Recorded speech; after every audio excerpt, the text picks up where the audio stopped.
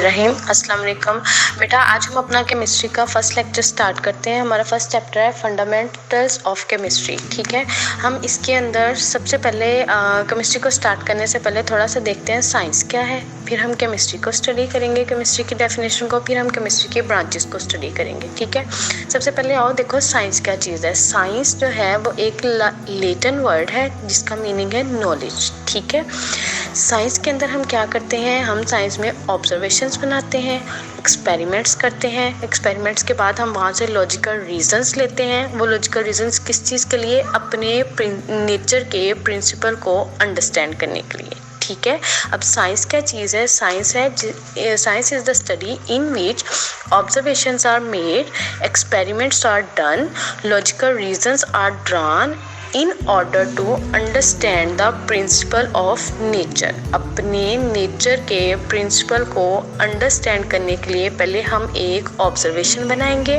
फिर हम उसका एक्सपेरिमेंट करेंगे, एक्सपेरिमेंट करने के बाद हम वहाँ से लॉजिकल रीजंस लेंगे। ठीक है, ये सारी जो स्टडी है, इंफॉर्मेशन लेना, नॉलेज गेन करना, ये सारा कुछ जो है इसको हम कहते हैं साइंस। ठीक है, अब उसके बाद आओ केमिस्ट्री के ऊपर।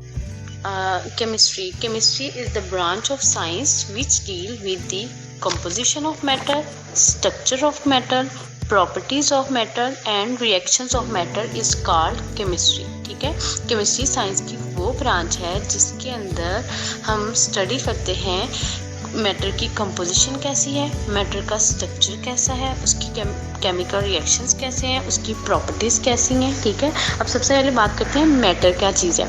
हर वो चीज़ जो कि वज़न रखती है और जगह घेरती है उसको हम कहते हैं मैटर, मतलब मादा। ठीक है, everything that having wait and occupied space is called matter. ठीक है, अब उसके देखो कंपोजिशन ऑफ मैटर, मतलब वो मैटर किन चीज़ों से बना है, स्ट्रक्चर ऑफ मैटर उसकी साख्त कैसी है। ठीक है, प्रॉपर्टीज़ मैटर उसकी खसूसियात कैसी हैं, रिएक्शंस ऑफ मैटर मतलब उसकी केमिकल रिएक्शन दूसरी चीज़ों। ठीक है बेटा, नेक्स्ट हमारे पास है branches of chemistry. Branches of chemistry में सबसे पहले देखा जाए तो हमारे पास है physical chemistry. Physical chemistry is the branch of chemistry that deal with the relationship between the composition and physical properties of matter। मतलब composition और फिजिकल प्रॉपर्टीज ऑफ मैटर के दरमियान में जब रिलेशनशिप की स्टडी करेंगे तो वो बन जाता है फिजिकल केमिस्ट्री। ठीक है, मतलब composition and physical properties of matter. ठीक है, अब फिजिकल प्रॉपर्टीज को देखा जाए तो उसके अंदर में भी structure of atom, formations of molecule, मतलब स्ट्रक्चर ऑफ एटम और उसकी कंपोजिशन के दरमियान में रिलेशनशिप की स्टडी कर दी जाए, या फिर फॉर्मेशंस ऑफ मॉलिक्यूल और इसकी कंपोजिशन के दरमियान में स्टडी कर दिया जाए, रिलेशनशिप को स्टडी किया जाए, तो ये बन जाता है फिजिकल केमिस्ट्री। इसी तरह behaviour of gases, liquid, solid, इनकी behaviour of gases, liquid, solid और उनकी कंपोजिशन को, ठीक है, इनके दरमियान में स्टडी किया जाए तो ये बन जाता है फिजिकल केमिस्ट्री। ठीक है, जैसे कि हमें डेफिनेशन से ही पता चल जाता है कि किसी चीज़ की कंपोजिशन और उनकी फिजिकल प्रॉपर्टीज़ को जब हम आपस में इनके दरमियान में रिलेशनशिप की स्टडी करते हैं तो ये बनता है फिजिकल केमिस्ट्री। ठीक है, फिजिकल प्रॉपर्टी और उनकी कंपोजिशन के दरमियान में जब रिलेशनशिप स्टडी किया जाता है तो क्या बनता है फिजिकल केमिस्ट्री। ठीक है, नेक्स्ट हमारे पास है बेटा ऑर्गेनिक केमिस्ट्री। स्टार्ट करने से पहले ना हम ऑर्गेनिक और इनऑर्गेनिक में डिफरेंस एक दफ़ा देखें। बेटा ऑर्गेनिक कंपाउंड वो कंपाउंड होते हैं जो कि कार्बन, हाइड्रोजन या उनके डेरिवेटिव से मिलके बने हैं, मतलब जिनमें कार्बन एज ए बैकबोन होती है, वो ऑर्गेनिक कंपाउंड है। और हर वो कंपाउंड जो कि अदर देन कार्बन एटम से बने हुए होते हैं उनको कहते हैं इनऑर्गेनिक कंपाउंड। अगर हम इनकी इसी डेफिनेशन को बेस बनाते हुए अपनी केमिस्ट्री की ब्रांचेस की तरफ आए, ऑर्गेनिक केमिस्ट्री और इनऑर्गेनिक केमिस्ट्री, वो भी इसी तरह है। केमिस्ट्री की वो ब्रांच जो कि स्टडी करती है covalent compound of carbon and hydrogen and their derivative is called organic chemistry. और केमिस्ट्री की वो ब्रांच जो कि स्टडी करती है all element and their compound expect those of compound of carbon and hydrogen is called inorganic chemistry.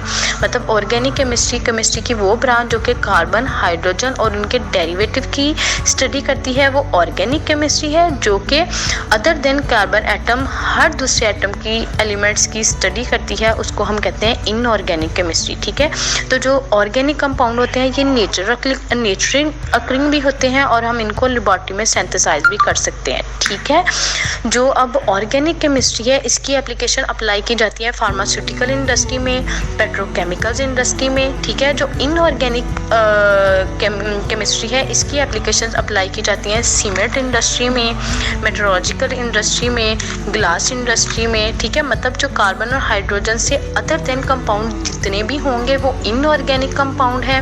ठीक है, जब हम इनऑर्गेनिक कंपाउंड की स्टडी करते हैं तो केमिस्ट्री की वो ब्रांच जो इनऑर्गेनिक कंपाउंड की स्टडी करी है वो इनऑर्गेनिक केमिस्ट्री है, जो ऑर्गेनिक कंपाउंड की स्टडी करी है वो ऑर्गेनिक केमिस्ट्री। अब हमें पता है ऑर्गेनिक कंपाउंड कौन से हैं और इनऑर्गेनिक कौन से हैं। ठीक है, कार्बन और हाइड्रोजन या उनके डेरिवेटिव वाले जितने भी कंपाउंड हैं वो ऑर्गेनिक हैं, अदर देन कार्बन हाइड्रोजन जितने भी कंपाउंड हैं वो सारे के सारे इनऑर्गेनिक हैं। ठीक है, हमारे पास है बायोकेमिस्ट्री। बायो के वर्ड से ही हमें पता है life, chemistry mean chemical reaction, मतलब हमने लाइफ के अंदर जब केमिकल रिएक्शंस की स्टडी करनी है तो वो बन जाएगी बायोकेमिस्ट्री। तो अब हम अपनी डेफिनेशन की तरफ आते हैं। इसके अंदर है the branch of chemistry in which we study the structure, composition and chemical reactions of substances, मतलब स्ट्रक्चर, कंपोजिशन और chemical reactions of a substances कहाँ पर? Found in living organism. Living organism के अंदर जब हम उनके स्ट्रक्चर की, कंपोजिशन की या फिर chemical reactions of a substance की स्टडी करते हैं तो वो बन जाता है बायोकेमिस्ट्री। ये हमारी तकरीबन आज जो हमारी बॉडी के अंदर जितने भी केमिकल रिएक्शंस हो रहे हैं सारों की ये स्टडी जो है ना वो इसके अंदर आती है बायोकेमिस्ट्री के अंदर। ठीक है, बायो हमें डेफिनेशन वर्ड से ही पता चल रहा है बायोकेमिस्ट्री मतलब लाइफ के अंदर केमिकल रिएक्शंस की स्टडी करना। ठीक है, अब बायोकेमिस्ट्री के जो एप्लीकेशंस हैं इनको हम मोस्टली अप्लाई, ये वाली जो बायोकेमिस्ट्री की फील्ड है ये मोस्टली अप्लाई होती है फूड इंडस्ट्री के ऊपर और एग्रीकल्चर इंडस्ट्री के अंदर और मेडिसिन की इंडस्ट्री के अंदर। ठीक है, नेक्स्ट हमारे पास है इंडस्ट्रियल केमिस्ट्री। इंडस्ट्रियल, देखो वर्ड से पता चल रहा है कि केमिस्ट्री की ये वाली ब्रांच जो है वो इंडस्ट्री लेवल पे वर्क कर रही है। ठीक है, जब हम एक कमर्शियल स्केल पर किसी भी केमिकल कंपाउंड की मैन्युफैक्चरिंग की स्टडी करते हैं तो वो बन जाता है इंडस्ट्रियल केमिस्ट्री। ठीक है, डेफिनेशन की तरफ आओ, वहाँ पर है हमारे पास the branch of chemistry that deal with the manufacturing of chemical compound on commercial scale, मतलब किसी भी केमिकल कंपाउंड की मैन्युफैक्चरिंग कमर्शियल स्केल पे जो हो रही है जब हम उसकी स्टडी करते हैं तो ये बन जाता है इंडस्ट्रियल केमिस्ट्री। ठीक है, जैसे कि कोई भी केमिकल कंपाउंड मतलब chlorine, fluorine, oxygen, ammonia, caustic soda, इन किसी भी केमिकल कंपाउंड को जब हम इनकी मैन्युफैक्चरिंग इंडस्ट्रियल स्केल पर हो रही है जब हम उसकी स्टडी करते हैं तो ये बन जाता है इंडस्ट्रियल केमिस्ट्री। ये हमें पता है ये जो केमिकल कंपाउंड छोटे छोटे हैं ये हमारे पास रॉ मटेरियल हैं किस चीज़ के लिए? फॉर एग्जांपल हमारे फर्टिलाइज़र बनाने के लिए, सोप की इंडस्ट्री के लिए, टेक्सटाइल की इंडस्ट्री के लिए। ठीक है, जब हम इन सब चीज़ों की छोटे केमिकल कंपाउंड की मैन्युफैक्चरिंग लेवल पर एक कमर्शियल स्केल पर स्टडी करते हैं तो ये हमारे पास क्या बन जाएगी? Industrial chemistry. बस क्या है? Nuclear chemistry. ठीक है बेटा, जिसकी वजह से इसके वर्ड से पता चल रहा है ये न्यूक्लियस की स्टडी के बारे में है। ठीक है, इसमें एक और चीज़ है रेडियो एक्टिविटी। रेडियो एक्टिविटी होता है कुछ जो एटम्स होते हैं वो हाईली अनस्टेबल होते हैं, वो अपने आप को स्टेबल रखने के लिए अपने अंदर से कंटिन्यूसली जो है ना वो रेडिएशन एमिट करते हैं। एटम्स का अपने अंदर से कंटिन्यूसली रेडिएशन एमिट करने का जो प्रोसेस है उसको बोलते हैं रेडियो एक्टिविटी। ठीक है, केमिस्ट्री की वो branch that deal with the radio activity and nuclear processes and properties is called nuclear chemistry. ठीक है बेटा, ये जो रेडियो एक्टिविटी रेडिएशंस एमिट होती हैं ये कुछ इनके जो पॉजिटिव एस्पेक्ट भी होते हैं। जो रेडिएशंस एमिट होती हैं इनमें से कुछ रेडिएशन जो हैं वो हमारी मेडिकल फील्ड के अंदर यूज़ हो रही हैं, जैसे कि हम कैंसर की ट्रीटमेंट करने के लिए, ट्यूमर वगैरह की ट्रीटमेंट करने के लिए रेडियोथेरेपी करते हैं। ठीक है, रेडियोथेरेपी है रेडिएशंस के ज़रिए से इलाज करना। ठीक, तो न्यूक्लियर केमिस्ट्री की जो फील्ड है इसकी जो मेजर यूज़ है ये हो रही है प्रिजर्वेशन ऑफ फूड के अंदर। इसके अलावा है generation of electrical power through nuclear reactor के ज़रिए से, और थर्ड नंबर पे है मेडिकल ट्रीटमेंट में। ठीक है, नेक्स्ट हमारे पास टर्म आती है इन्वायरमेंटल केमिस्ट्री। इन्वायरमेंटल केमिस्ट्री, इसके भी वर्ड से पता चल रहा है हमने यहाँ पर इन्वायरमेंट को और केमिस्ट्री को स्टडी करना है। इसके मतलब हमने कंपोनेंट ऑफ द इन्वायरमेंट, ठीक, और an effect of human activities on environment, मतलब इन्वायरमेंट के कंपोनेंट पर, और दूसरे नंबर पे हम ह्यूमन एक्टिविटीज़ का जो इफ़ेक्ट हो रहा है हमारी इन्वायरमेंट के ऊपर उसको स्टडी करना है। ठीक है, तो कंपोनेंट ऑफ इन्वायरमेंट जो है वो 2 टाइप के हैं, बायोटिक कंपोनेंट और एबायोटिक कंपोनेंट। ठीक, बायोटिक कंपोनेंट के अंदर सारे के सारे लिविंग थिंग्स और एबायोटिक कंपोनेंट के अंदर सारे के सारे नॉन लिविंग थिंग्स। ठीक, अब देखो हमारा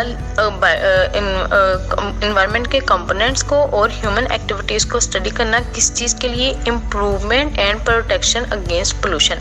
हमने अपनी इन्वायरमेंट को पोल्यूशन से इम्प्रूव करने के लिए या प्रोटेक्ट करने के लिए अपनी एक्टिविटीज़ को और इन्वायरमेंट के कंपोनेंट को जब स्टडी करना है तो वो बन जाएगा इन्वायरमेंटल केमिस्ट्री। ठीक, नेक्स्ट हमारे पास है एनालिटिक केमिस्ट्री। एनालिटिक केमिस्ट्री होता है, एनालिटिक देखो वर्ड से पता चल रहा है एनालिसिस करना, तज्जिया करना किसी चीज़ का। ठीक, तो देखो एनालिटिक केमिस्ट्री की वो ब्रांच है जो कि डील करती है separation and analysis of the sample to identify its component, मतलब कोई सैंपल की आइडेंटिफिकेशन करना और सेपरेशन करना किस चीज़ की, उसके कंपोनेंट्स की, कंपोनेंट की एनालिसिस करना और सेपरेशन करना कि ये किस किस चीज़ से मिलके बना है।